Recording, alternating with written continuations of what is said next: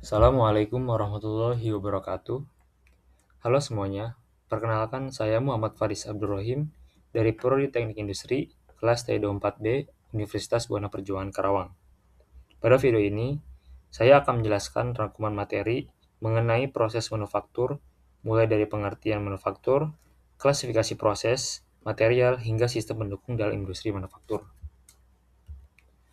Apa itu manufaktur?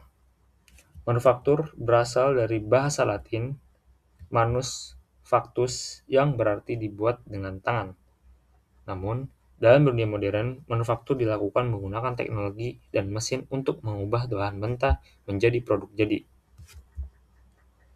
Secara teknologi, manufaktur itu proses perubahan bentuk maupun sifat material melalui proses fisika dan kimia.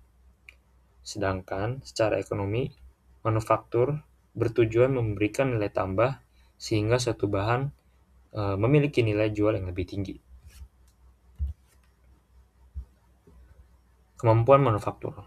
Dalam industri manufaktur, terdapat beberapa kemampuan utama. Yang pertama adalah kemampuan teknologi, yaitu kemampuan perusahaan dalam menggunakan mesin, material, dan tenaga kerja. Kedua adalah kemampuan fisik produk, yaitu batas ukuran dan berat produk yang mampu diproduksi oleh perusahaan. Yang ketiga adalah kapasitas produksi, yaitu jumlah maksimum produk yang dapat dihasilkan dalam periode tertentu. Jadi ketiga kemampuan utama ini tuh sangat penting gitu dalam menentukan kemampuan perusahaan dalam memenuhi dalam memenuhi permintaan pasar atau konsumen. Klasifikasi operasi manufaktur. Operasi manufaktur itu dibagi menjadi dua jenis utama. Yang pertama adalah operasi pemrosesan, yaitu proses mengubah material menjadi bentuk yang lebih siap digunakan. Contohnya seperti pengecoran, molding, heat treatment, dan coating. Lalu yang kedua adalah operasi perakitan, yaitu proses menggabungkan beberapa komponen jadi satu produk utuh, produk jadi yang udah jadilah. Misalnya pengelasan, brazing, dan pemasangan baut atau skrup.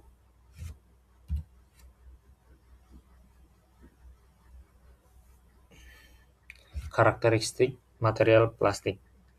Plastik memiliki beberapa sifat utama, yaitu ringan, tahan korosi, mudah dibentuk, dan merupakan isolator listrik yang baik. Jadi yang isolator listrik yang aman digunakan lah, yang efektif. Tapi plastik ini tuh juga memiliki kelemahan, seperti kekuatan yang lebih rendah dibanding logam dan dia itu kurang tahan panas. Jadi plastik itu ya bisa kita tahu lah ya, dia itu bahan yang sangat-sangat gampang dibentuk ya, tapi benar-benar tipis lah, benar-benar tipis yang kalau kena panas itu udah pasti meleleh, udah pasti gampang meleleh, gampang langsung hancur lah ya. Ini sifat plastik gitu. Nah, plastik itu dibagi menjadi dua jenis. Yang pertama ada termoplastik, yaitu plastik yang dapat dipanaskan dan dibentuk secara berulang kali. Contohnya ada botol minuman atau udah di dalam kurungnya itu PIT. Itu udah dalam masuk ke namanya jenis dari perusahaannya itu. Botol minuman itu masuk ke PIT, pipa air itu PVC, mainan anak ABS, dan kantong plastik. Dan masih banyak contoh lainnya. Lalu yang kedua ada termoset. Jenis yang kedua itu ada termoset, yaitu plastik yang setelah mengeras tidak dapat dilelehkan kembali. Contohnya ada gagang setrika atau backlight, ada juga komponen listrik, dan ada juga lem epoksi. Dan ya itu sebenarnya banyak juga di lingkungan kita sehari-hari.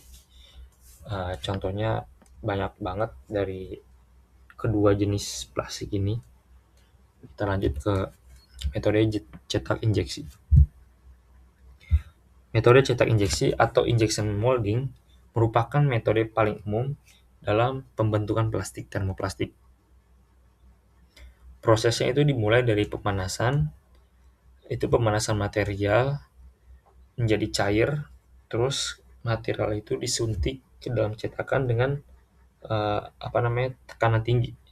Setelah itu produk didinginkan dan dikeluarkan dari cetakan. Metode ini tuh dapat menghasilkan produk output dengan tingkat presisi tinggi dan banyak digunakan pada produksi massal juga. Lanjut ke ekstrusi dan cetak tiup. Selain cetak injeksi, terdapat beberapa metode pembentukan plastik lainnya. Itu metode ekstrusi itu definisinya adalah untuk menghasilkan digunakan untuk menghasilkan produk panjang. Contohnya kayak pipa, paralon, terus kabel. Caranya itu dengan mendorong material melalui cetakan kayak. Kemudian ada blow molding atau cetak tiup, yaitu proses meniup udara ke dalam plastik panas sehingga membentuk botol atau kontainer. Selain itu terdapat cetak rotasi yang digunakan untuk membuat produk berongga besar seperti tangki air. Lanjut ke pertemuan kedua dari MK proses manufaktur, itu materi pertemuan kedua itu adalah dasar pengecoran logam. Apa sih itu pengecoran? Nah, pengecoran logam itu adalah proses menuangkan logam cair ke dalam cetakan hingga membeku sesuai bentuk yang kita inginkan. Jadi sini ada kelebihan atau kapabilitas pengecoran. Kelebihannya itu mampu menghasilkan bentuk yang kompleks, termasuk bagian rongga dalam produk. Selain itu, hasil pengecoran itu biasanya adalah sudah mendekati bentuk akhir. Jadi, proses finishing itu menjadi lebih sedikit.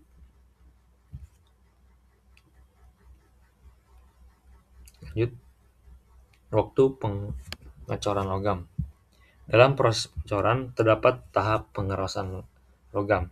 Jadi ada waktu dalam kapan logam itu bisa mengeras, bisa menjadi langsung ngebuku itu ada waktu dan rumusnya. Kalau dari aturan Sorinov itu TST sama dengan CM VN dibagi A. TST itu total solidification time, V itu volume, A itu area, CM itu konsasta cetakan. Jadi perhitungan itu sangat penting untuk memastikan kualitas hasil coran itu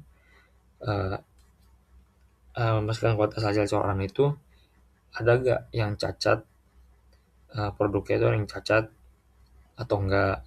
Jadi itu mencegah produk itu ada yang cacat atau enggak, dan waktu bisa memastikan waktu pendinginan yang sangat tepat dengan aturan Sorinov ini. Lanjut.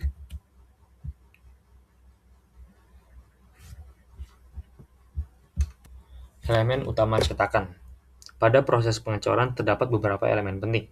Yang pertama, pola atau pattern yang digunakan untuk membentuk bagian luar produk. Yang kedua, inti atau core yang digunakan untuk membuat rongga atau lubang di dalam produk. Terus yang ketiga ada gating system, yaitu saluran yang biasa diarahin logam cair menuju rongga cetakan. Jadi 3 elemen utama ini itu benar-benar mempengaruhi ya, sangat berpengaruh dalam kualitas output atau hasil dalam pengecoran. Jadi ini tuh elemen sangat penting ketika kita melihat hasil pengecoran itu seperti apa. Jadi ini elemen-elemen utama dalam cetakannya. Lanjut ke klasifikasi operasi manufaktur.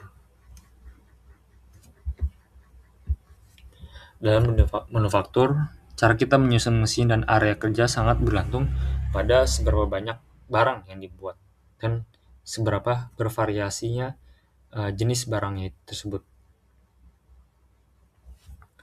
Jadi manufaktur itu mempunyai jenis sistem produksinya. Jadi produksi rendah atau yang pertama itu ada produksi rendah dan produksi rendah atau job shop. Itu digunakan untuk produk custom dengan jumlah sedikit namun variasinya yang sangat tinggi. Lalu jenis yang kedua ada produksi menengah atau batch production. Digunakan untuk memproduksi produk dalam jumlah tertentu sebelum berganti ke produk lainnya. Sedangkan yang terakhir itu ada produksi tinggi atau mass production. Digunakan untuk memproduksi barang dalam jumlah yang sangat besar, yang gede lah ya. Terus secara terus-menerus dengan variasi produk yang sedikit.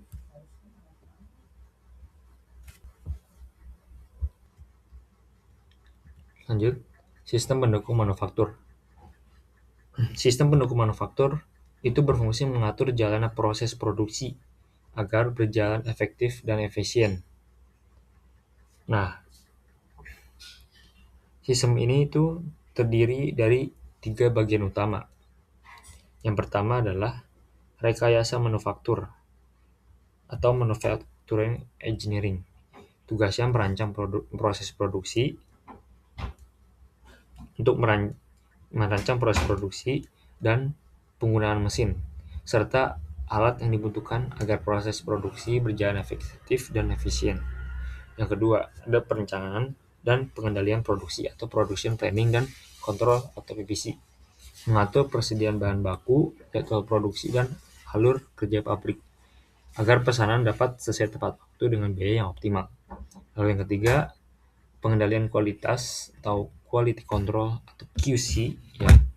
Itu tugasnya memastikan setiap produk memenuhi standar kualitas melalui inspeksi dan analisis penyebab cacat.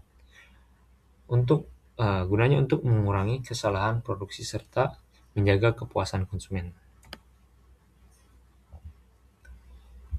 Ya, sekian dari penjelasan mengenai proses manufaktur.